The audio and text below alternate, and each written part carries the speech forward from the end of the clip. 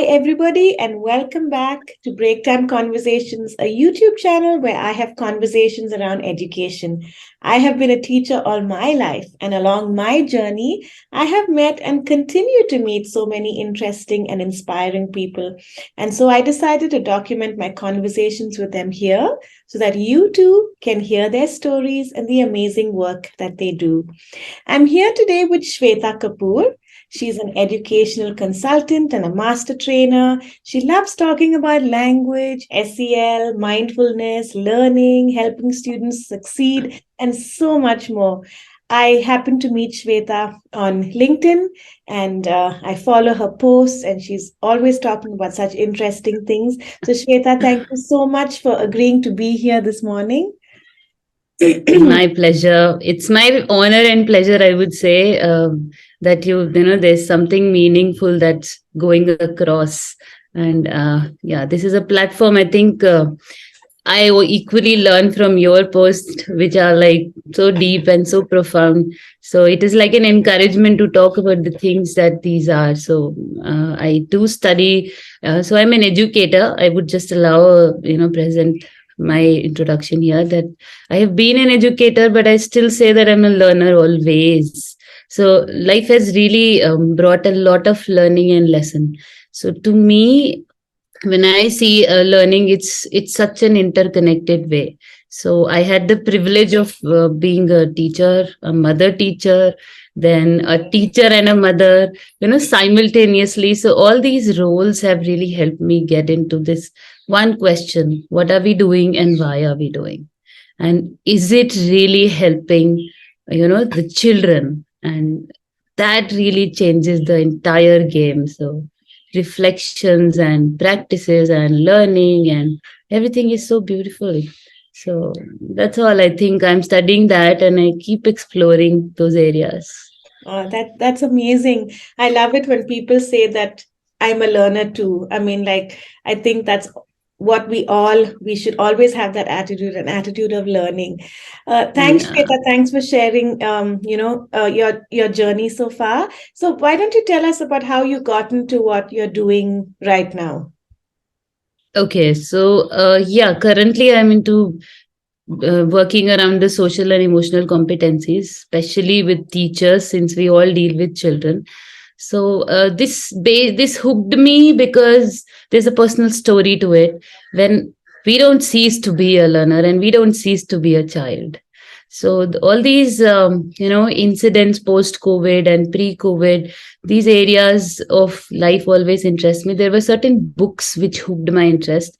Like one of them was about the child's language and the teacher. It's a handbook by Professor Krishna Kumar, very simple. And then I looked at it as an English language teacher. And I would always think, can I make my lessons more child friendly? Am I able to, reach all the children in my class? Is it possible that I understand how children learn? And all that dimension completely took me to another zone where I explored that yes, it is possible. Yes, inclusion, diversity, differentiation, all those concepts simply just, came alive and I practiced in my class. I took a little risk as well. Sometimes it was like going away from the team that the lesson that you're doing shifts your lens basically. So I would say, okay, let me do active passive in a way that children understand. It's so simple, and so I connected language, then reflection poured in, and the whole idea of the book that I shared very recently, Maslow Before Bloom. So when I read in my management studies, when I read Hierarchy of Needs, it was a very different lens. I understood, okay, as human beings we have needs and we do them slowly and gradually, but putting this into education, before even Bloom, that we follow like anything, we talk about learning, and Bloom's taxonomy is just so amazing. But Maslow Before Bloom is a concept which is like an intersection of other learning branches. So I've learned design thinking, I also practice NLP, then CRM. Some of it flew in because as an individual I was healing myself, and I was like, oh my God, nobody ever told me that, Shweta, your own zone lies within you. you have the competency to handle your emotions, to get out of the fear zone that sometimes you will slip into.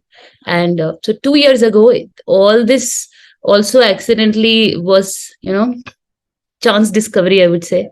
So we were doing it, this sort of SEL framework we had in the school, and I was part of the character culture team. And I just wanted to understand that if self esteem is an area that a teenage child really goes through, then why don't we talk about it in the school? Okay, if emotions are the energy, why emotions are not channelized in my class? How can I change that? I think that's all. I can go on and on about it. But to me, language, hierarchy of needs, taxonomy, NLP, CRM, you call it is all just about the human learning. It's just about how I can explore my own mind to change my life. If that is, yeah, I totally agree with what you're saying because the teachers that I work closely with also, I'm always talking to them about how just love the child, care for the child, yeah, as simple as that. yes, If you find a yeah. child is not learning or responding, show that you care, and then you might just see a difference. So Yeah. Shweta, how do you convince the teachers or the principals, the school leaders, if you do work with them? Because it's all about achieving those scores and finishing this and completing that and following the lesson plan and all of that. So how do you convince the people that you work with about all that you're talking about? Okay, so yeah, so that's one of the, I would say, areas, a little challenging area, because this requires a perspective shift of the school leader as well, uh, also the teacher, because but then again empathy has to come in, and I say okay, people will take their own time, we approach them. There are some of them who are really interested in not taking SEL as a subject, not saying that okay. So I do talk through my PDs. I would say then what I'm doing is I'm carefully putting elements, I'm sort of merging. So as like say teacher talkies is one community that I have, and I keep putting up questions. It's like one way that I can connect with fellow teachers. So we do it in our staff meetings. When I was into school, now I'm not directly working in a school regularly, because I want to take this to more schools and more classes and people who really are looking at it. So and then I started a reading club. So through reading, I think a lot of competencies can be addressed, because we engage with reading just as an activity. We read, like, unless you think through it, unless the character comes alive and Shweta connects to the character, how will Shweta ever see what he's going through? Because the my latest initiative, which is Language to Life, I think is my effort to bring together everything. So the synthesis or the converges or whatever term you say, it's just very simple. Care for the people, you want to make an impact, and I'm sure slowly things come up. So people like you and I, or others who are there at the forum, who are trying to look new ways into approaching a child, is I think that's how I try. Otherwise I do face hurdles, there are challenges. Sometimes at execution level things are not taken as they have to be, but I think that's a part of learning. No change can happen in a day. I discovered it over a process, so yeah, Absolutely. that's Yes, this change is such a huge thing that I think we're all trying to deal with, to change our absolutely. mindsets, to, I don't know, we think that our way is the right way. We've been doing it for so many years. Of course, it's working. Why should we change? Yes, totally agree. Yeah, So, yeah, would love to know more about your initiative. You mentioned Language to Life. Is that what it's called? yes, yes, Please tell yes. us more So about that. beautiful. So, when I was looking at this idea, it also came into being when I thought, okay, I want to go to people, and SEL they think is another subject. And many of us say, oh, it is something we do. But if you look at the data, there is a missing piece. So one thing is data driven, I think, change that we have to do. Second, I'm also trying to look at the approaches. If you change the way, so the guiding way is, the guiding lines are by Deepak Chopra, if I remember correctly. He said that you don't have to do different things, you just have to do things differently. Yeah, I don't remember if it was Deepak Chopra or who else, this book You Can Win. So I just want to bring up this lens. All right, you don't have to do 10 things, just do one thing with love and care and presence, and that would happen. So, Language to Life aims to empower teachers, work with parents, work with children, because, a child is impacted through all of us. So, you call about parent partnership. I have plans. We'll slowly, as in the process, move on to building those deeply through stories. So, through, in fact, bringing up this tradition of elders reading out stories to children, so many grandmothers and grandparents are out there, and they're just there, but they have a lot to bring up to life. So, I would want storytelling sessions to happen for students, maybe starting with early grades. And I feel that why not the middle schoolers also, get to experience stories. So that's one of the plans. And also, what I've started working with is teachers primarily right now, because that's the community I think I belong to, and it's easy for me to approach. So we started. So stories, SEL, and skills is the program that we are doing with Language to Life, and we aim to reach out as many people involved in a child's upbringing as much, I think. So it's still vague, it's still coming up, it's still in the process, That's and that's amazing. how it is. Yeah, it sounds really interesting. So, are you doing this on your own, or do you have a team that you're working with? Or how does it work? um Beautiful. So I think I'm right now doing it on my own, and there are people, like us who can connect. And then I thought that I should be, first of all, bringing this vision to life. And there's another next month. There is a mentorship session that I'm going to, attend. So the Teach for India, they do this circle lab, and I'm going to learn on the job. What is it? How can I really, bring through more clarity to the vision that I have. So that's coming up. And Yeah, I think that soon I after think that will that, really help you. yeah, yeah. So soon after that, I think I would be okay working around with the team. So just connecting with Amazing. like minded people. Amazing. Yeah. That sounds amazing. All the best with your journey. I just have, a very silly question. I don't know if, I mean, No, no. I just want to know, but like, we're all talking about social emotional learning. It's still something, Mm. relatively new that is, people are just hearing about. In your opinion, are social and emotional is social and emotional learning and life skills, the 21st century life skills that everyone's also talking about, are they similar? Are they the same? Do you think they're completely different? Can you share your insights on that? Beautiful. So these are the questions when I started also. Thank you for asking.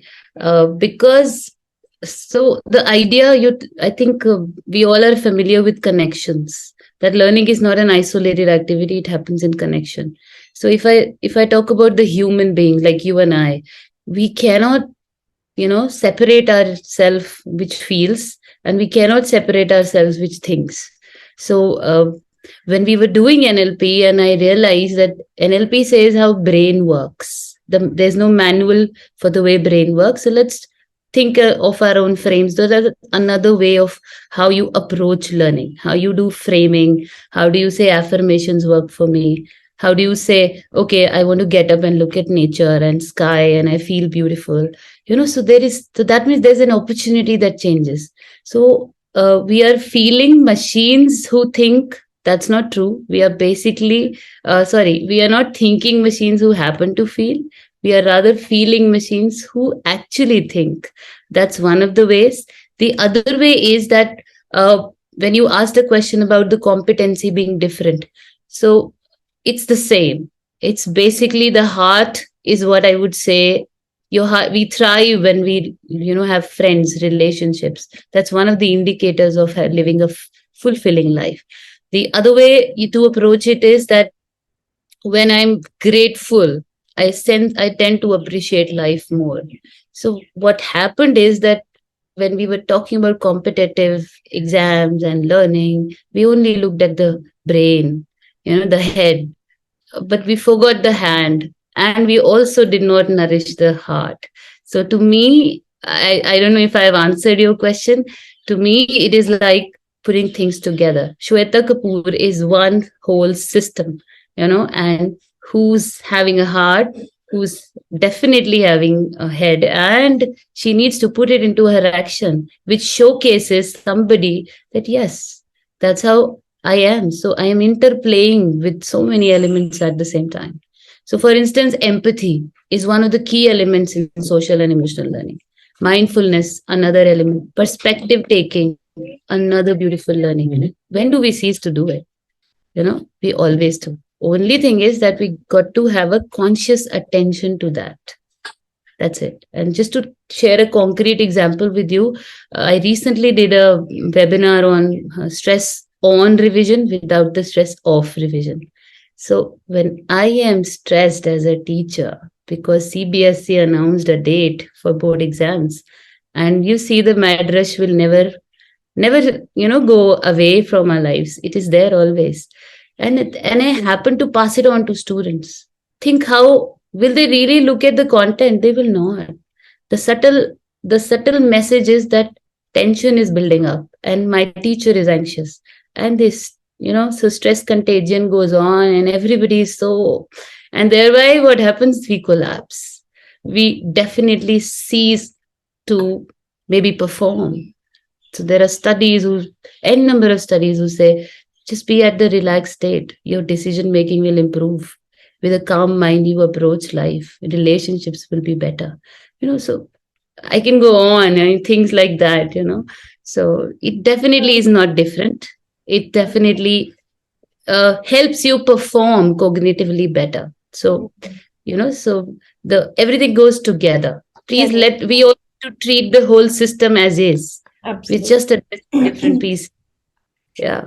That was brilliant. That was spot on. I Mhm. mean, like you just explained everything so well. Thank you so much for that. And I love it. I love that everything is integrated. Just look at it as a whole and Yeah. not everything in isolation. Lovely, Shweta. I thank you so Absolutely. much for sharing your thoughts, your insights. I really connected with everything that you said this morning. And I wish you all the best as you move along and try to spread this wonderful message of yours to everyone Yeah. that you connect with. Absolutely. Thank you so much. Such a privilege. I got to share this because, that's how the vibration is. You get to meet people who definitely are interested in putting this forward. So Yes. I thought, let me approach this through language, through stories. And one change that can begin with me is this. And I really, that's why I'm just putting up a message out there for everyone who's interested. It definitely all teachers can bring it in their classroom. So Mm. just the Beautiful. way we do things, yeah. So we don't need the whole policy to change first. We can do Absolutely. it right now. Yes. Yes, So we can. thank And you so please much. let it start Yeah. with us. Yes. Thank you, Shweta. And for all those who are watching, please follow her on LinkedIn, follow her journey, and you can find out uh, more about what she's doing. Thank you so much, Shweta, and have a Lovely. wonderful day ahead. Thank you. Thank you. Thank you for having me.